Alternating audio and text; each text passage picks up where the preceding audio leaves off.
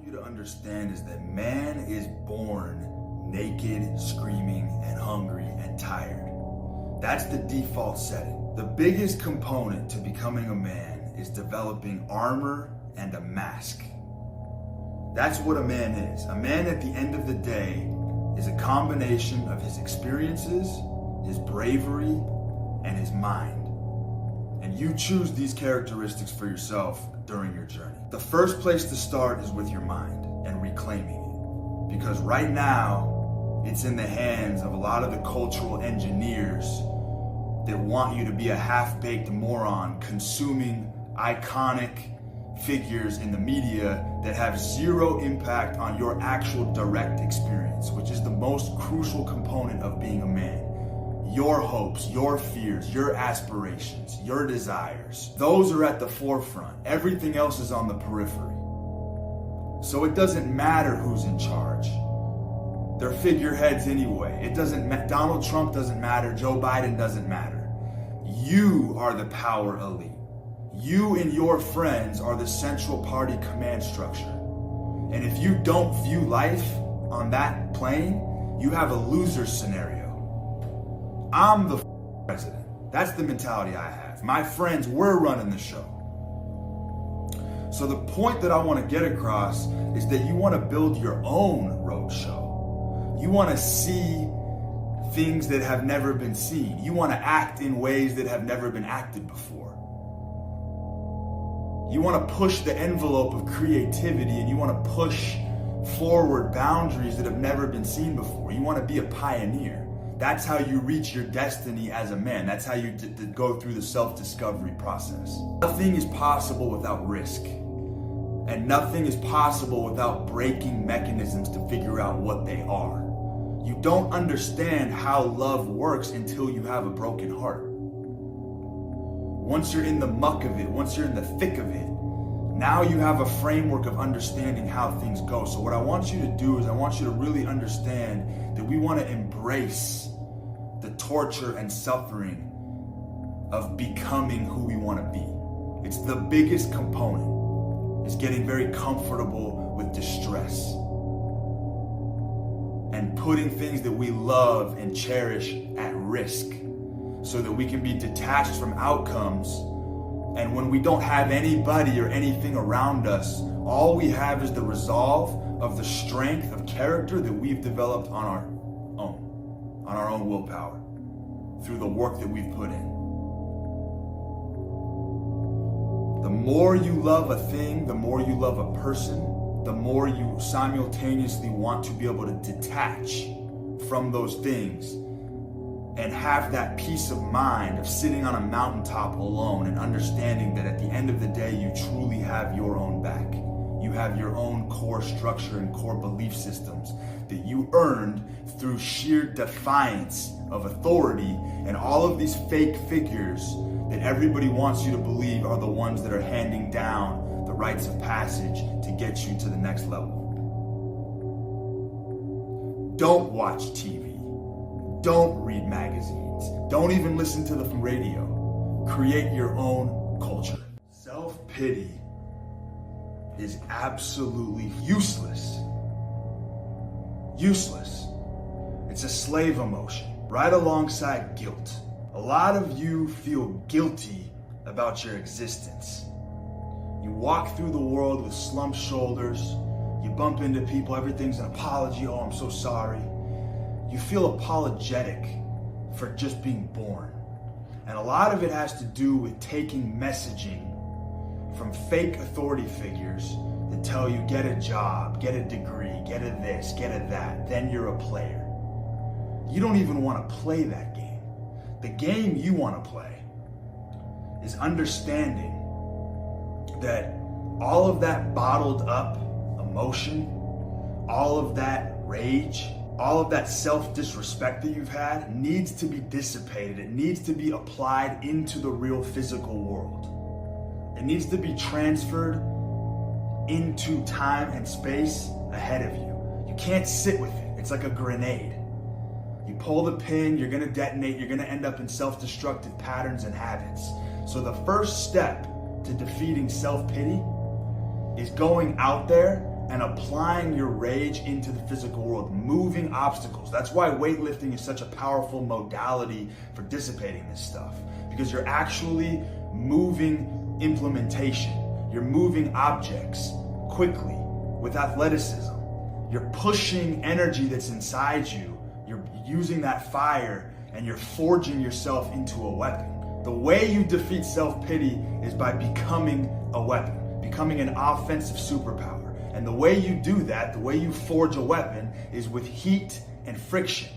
How do you get heat and friction? With movement. Move your body. When you feel like you're in a self-destructive mode, go for a walk. Go hit the weights. Go make a phone call. Push. Move molecules.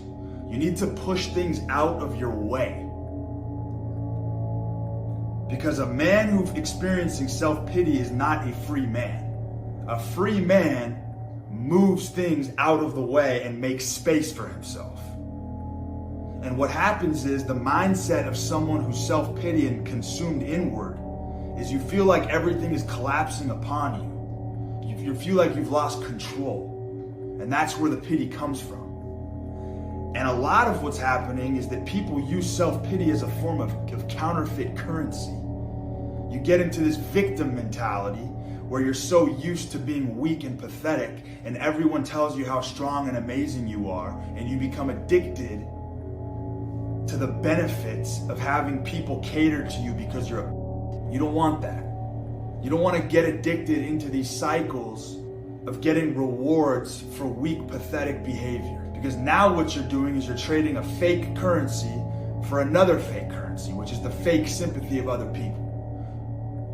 And a lot of you confuse pity with love. The pity that you're receiving from other people, you think that that's love, and it's not. What you're doing is you're earning the resentment, which eventually leads to the hatred of other people. So the first step to freeing yourself and liberating yourself and emancipating yourself from that self-loathing is to go out there and make a wave. Make a wave. Make other people move out your way. Make the weights come off the floor and rip them over your head explosively. You don't want to detonate the material that you have inside you. You want to apply it outward. Make the sale. Get the girl. Get a small victory. And then once you compile a little resume and a little workspace where you have some victories from pushing things out, you feel like you have room to breathe. There's no more self-pity anymore. It disappears. Suddenly, your fears and your worries about yourself, they go away. Because you're actually creating. You're a man of action. You're witnessing your strength making impact on the world. Simple things like walking through a crowd with a robust posture and strength of purpose, and not feeling like you're a insect in a nexus of a bigger population of people who are better than you. Nobody's better than you, but nobody's worse than you either. And that's the first place to start. It's a mindset. And once you change that mindset of understanding that this self-loathing behavior, you're using it as a defense mechanism to curry favors from other people, you will never achieve anything if you stay in that pattern. You can spend your entire life being pathetic because other people will bow to you for your weakness. Forget that shit. Cut it out. Get to the root of the issue, which is that you need an accomplishment. One small private victory that nobody else has to know about, and that self-pity is gone. So here's a fundamental that we have to get straight before we can really do any work on ourselves. It's this idea that you have to be willing to burn the ships. And when I say burn the ships, what I mean is you can't be afraid to face life alone. And understanding you genuinely don't need to embrace friends who disrespect you. You don't have to hang out with cousins who beat you up. You don't have to be involved in those scenarios anymore. It is terrifying for man. It's built into our bones to be scared to go out and experience things alone. But this is where great men are made. The men who can face the opportunity and treat it as a challenge. One of my favorite books, Brave New World, there's a scene in there that I'll never forget that reminds me of this. The main character, he's appointed a girlfriend for the evening, and he takes her on a helicopter ride, and they get in the chopper and they sweep out over the Black Bay. And they do this huge curve, and they're out there suspended in midair, looking down at the city, and there's just the two of them, literally floating in the sky. And he looks over at her, and she is in agony, besides herself, and demands that they go back. And what she was experiencing in that moment was the terror of being in nature, completely suspended by herself, away from the city, away from the action. And I feel like the common man has the same dilemma. You go on hikes, you go for a day fishing, but you always have this pressure and this fear that the sun's gonna go down soon, so I gotta rush back. There's always this terror the further away from society that you actually go and march to. So part of burning the ships is actually taking responsibility for these experiences. You have to go camping, you have to go on these missions, backcountry skiing, solo missions where you actually are somewhat in harm's way, but you're being playful with nature. And you're away from everybody. You don't need anybody's permission, you don't need anybody's validation. It's just you versus you and nature, and you're engrossed in it, and you're in a matrix of it, and you're braving ahead and dealing with the discomfort, the immense pain and discomfort of being away from everybody and everything. And you'll see it crawling at you. The further you are from the start of the hike, the deeper you go into the mountain. When the sun starts coming down, everyone gets that tingly, anxious feeling, I gotta get back, gotta check my phone, gotta check in, gotta tell her, gotta do this. No. Sit with the discomfiture, because that will give you the evolution that you're looking for, condensed and compressed in little time frames that you never knew were imaginable. You'll come off that mountain a completely different human being with a different perspective if you can fight that natural inclination to want to turn back. Go into nature alone. Leave your friends behind. It's okay. This is a form, it's a ritual, it's a way of burning the ships. It's a way of getting in front of your emotions and dealing with discomfiture and embracing it and going into the heart of the belly of the beast and coming out of it with a different perspective. Let the sun go down. Do some walking in the dark on the mountain. It's central, crucial components of your evolution. So the only lifeline that you can truly rely on at the end of the day is a perfect bill of health. Health is everything. A healthy man is a brutally simple creature. He doesn't need very much. You can still play the game as hard as you want to. You can still acquire as much material as you desire. I've had it all. I've had all the $50,000 Rolexes. I've driven the $250,000 cars. What they are tools. And I was always detached from them. I used them to advance my career, and I used them to advance my agendas. But at the end of the day, when I would retire back to my crib, I always had my health to rely on. Meaning you can strip me, take my watch, burn my house down, take my money, take the car, repo it, impound it.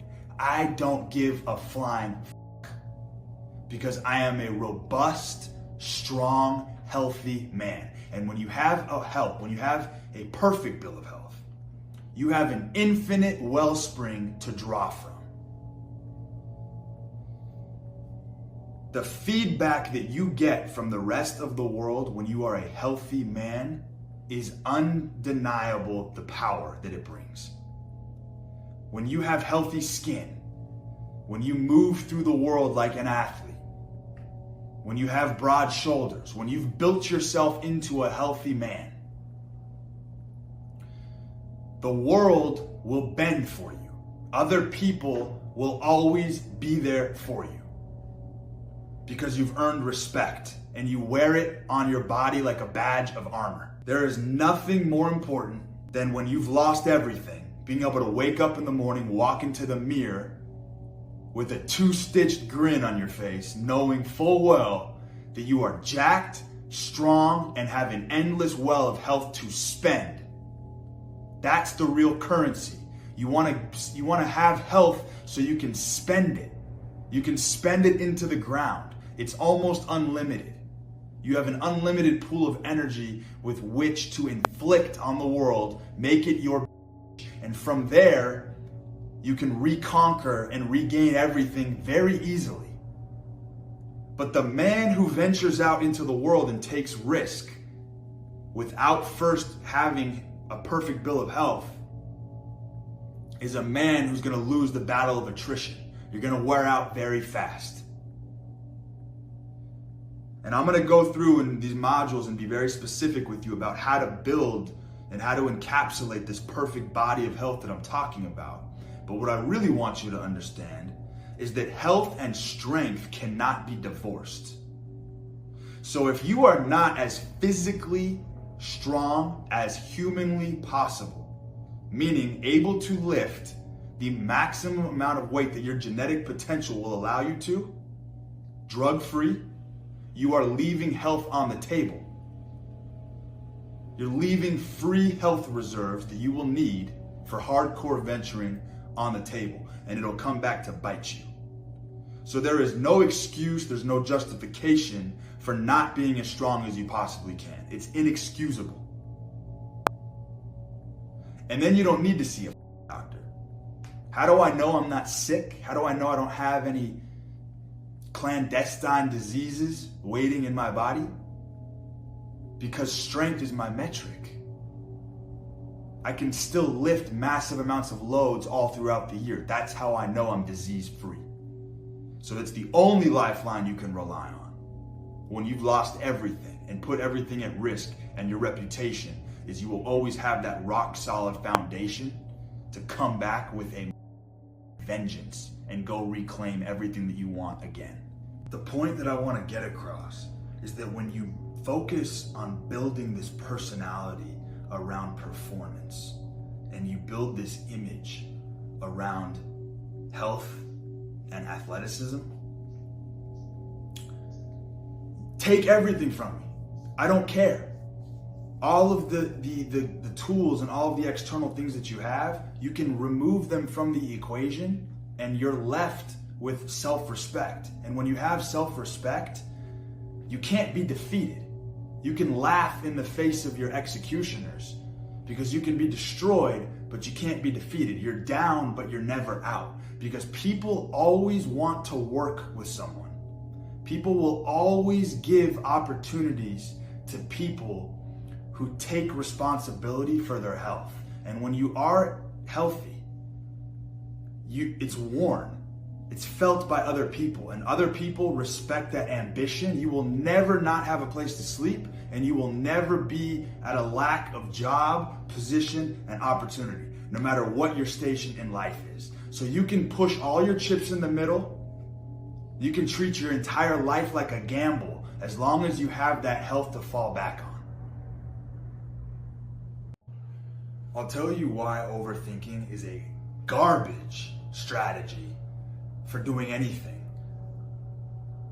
And I'll explain to you why you're actually creating a deeper hole when you overthink things. Most of you are trapped in your head all day long. You do all of your living here. And you don't understand that you have access to muscle and a ton of other weight beneath your head that can be used as a blunt instrument to go out and actually achieve something. The instrumentation of thinking is a tactic that people use to pretend that they're resolving issues. You cannot ponder your way out of trauma. You can't ponder your way into a beneficial situation. Man is created, he's not pondered. So overthinking doesn't even make sense even when you're building a strategy, because by the time you inject yourself into a situation that requires action, you've already become a different person. So the strategy that you were thinking of is already going to be manipulated and changed on the fly. Nothing is ever going to go according to plan. So you might as well just stop dipping your toes in the fire and just jump in. Take a bath in it. And this leads me into a perfect segue on procrastination, because it's somewhat of a double-edged sword. You overthink, and then these deadlines come, and by the time the deadline comes, you don't have the wherewithal or the skills to actually deal with the deadline on time, because you've been resting on your laurels and you're just waiting for someone else to kick you into gear. My point is, when it comes to procrastination and a deadline, bring the deadline closer to you. So if you owe $5,000 tomorrow and you know you need to get it to him tomorrow, get it done by the end of today. Get out there, start moving around, and watch the creativity, and the strategies will just kind of come to you naturally. This is a very underrated skill that you have to learn to develop, learning how to improvise on the fly. And it's very different than procrastinating and waiting till the last second to get shit done. Because when you do that, you're gonna end up with some weak, some sidewinded, twisted, depleted version of what you could have done had you got in front of it sooner and started moving and making things happen. So overthinking is just a coping strategy. It's a coping mechanism. It's people who want to feel like they have everything figured out. They have a perfect roadmap of what's going to happen before they take action, because they're afraid of realizing that once they actually go out there and start doing things to make their dreams come true, things are going to change. Curveballs are going to happen. Nothing's ever going according to how you map it out anyway. So going in prepared is a joke. The best preparation you can have is on the battlefield on the fly, with sidekicks and all sorts of maneuvers coming at you that you learn how to defend. And it just makes you a better human being. It makes you stronger. It makes you tougher for the next go around. So stop sitting there thinking that you can process what has happened to you just through sorting it out with reason. If you really want to process it's troubling you, go out, get in front of it and get ahead of it and get victory over it. And once you get victory over it, it'll all make sense in retrospect anyway. You don't have to sit there and process it, because it'll be readily graspable, it'll be readily available to you. The information that you need will make sense once you've beaten it. And you don't beat it with thinking. You beat it by being a blunt instrument and going out there and blasting through resistance and getting it done a lot sooner than you thought you could. I guarantee you, then you're not forced and you're not going to have that brain burnout of sitting there and thinking and frying your motherboard, trying to come up with concepts that aren't even real anyway. Get your victory, win, get in front of the problem with action. And then I promise you, when you're reflecting back on it, it just seamlessly makes sense. You don't even have to sit there and overthink. It'll be so crystal clear why it happened the way it did. And then you can kiss your trauma goodbye. Question for you. Do you think when my back's against the wall and I've painted myself in a corner and I have to come up with a massive amount of money tomorrow to keep a business operation alive, do you think I'm going to sit there and overthink what my circumstances are? Or do you think at that point that I'm so backed into a corner, I've got so much pressure, that the only way to actually beat that pressure back is to unleash a fury of rage at whatever's in front of me and create a tsunami of force outward? Thinking and logic is very feminine behavior. It's very feminine. Because knowledge requires content to produce anything. Knowledge needs to get by content. So it's like a female needing to receive to have, seriously, it's extremely female, because you're not actually accomplishing anything. You need to receive data in order to get pregnant with a solution. And that's not how you want to live your life as a male.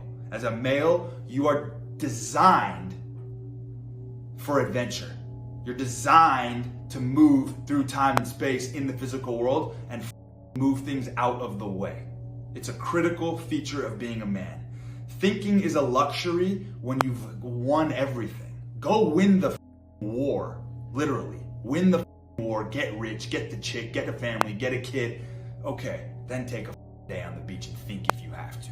But until that happens and until you've actually won the war, you are trapped with your in your hand, and I promise you, you're digging yourself a deeper hole. You're in quicksand. Destroy the past. It's gone. Not coming back. And here's the thing. 9 times out of 10, and I'm hard pressed to say 10 times out of 10, what looks horrible now can always be salvaged.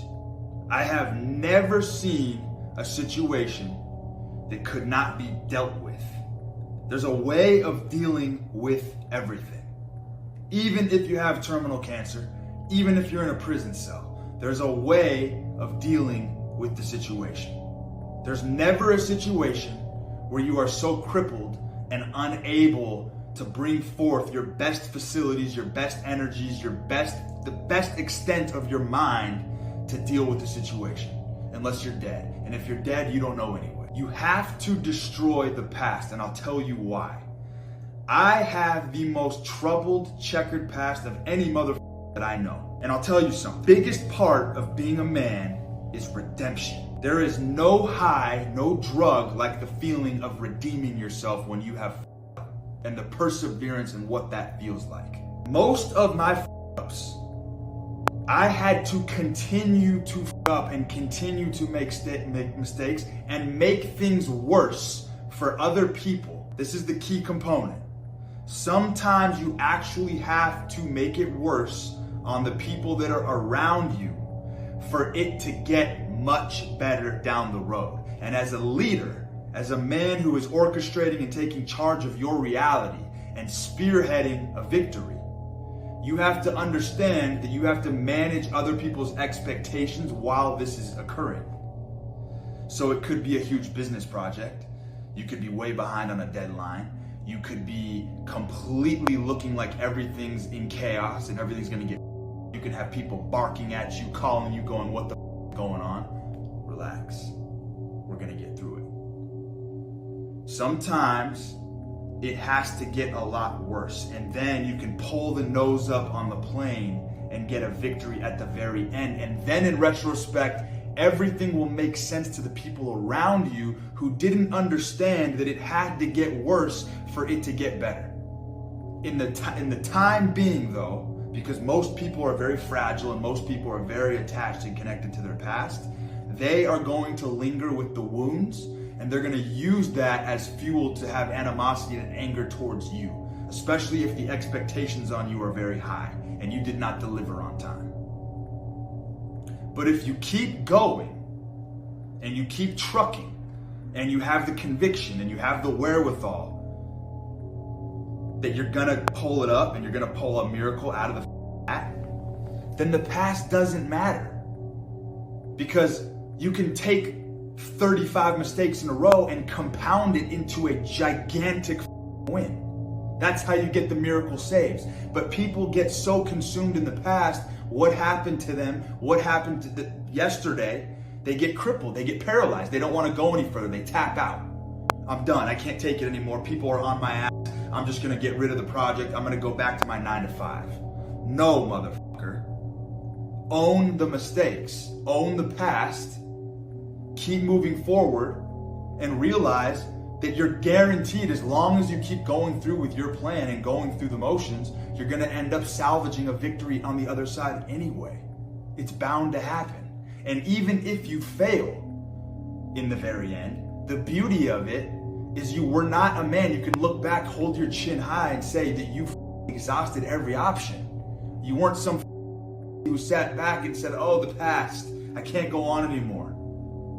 That's what chumps do. That's chump behavior. So move past that. You see, the common theme is move. Here's the crazy part. people will use your past as ammunition against you all the time to try to manipulate you and try to get you to behave a certain way and try to enforce a rule set that they think should be established. And you have to put your foot down on that. A healthy man is constantly reevaluating and changing his opinion. So motherfuckers will say, yesterday you said, no. We're in today. We're here right now.